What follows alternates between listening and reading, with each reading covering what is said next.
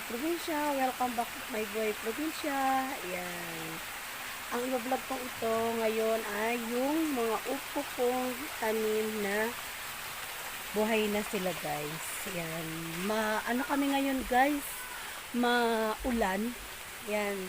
May bagyo na naman. Kaya problema na naman sa mga pananim. Pero kahit pa paano, ang mga pananim ko, guys, nakaka-survive. Kasi ayan yung ayan yung patola. Ayan. Ayan, mga buhay na sila, guys, eh. Ayan. Ayan yung mga patola ko. Ginawan ko sila ng gagapangan kahit maulan. Kasi medyo malaki na siya, guys. Ayan. Tingnan nyo, mahaba na siya. Ayan. Patola yan, guys. Ilang puno yan. Ayan. Ito yung saringgilya. Ayan. 2 puno din siya. Pinagsama ko.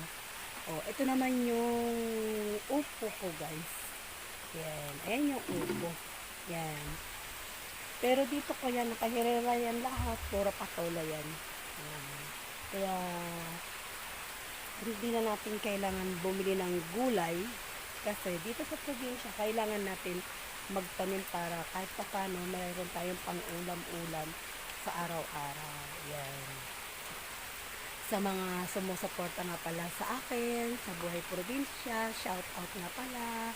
Yan, kay Farmers, kay Nems Vlog, yan, kay Mylene Mosquitos, yan. Sa mga hindi ko po nabanggit na sumusuporta sa akin, shout out po sa lahat. At sa walang sawang pagsuporta sa akin, God bless po tayo sa lahat. Ayan, medyo maulan-ulan, guys. Kaya hanggang dito na lang muna ang vlog ko na to. Thank you for watching. Bye-bye. God bless. Thank you.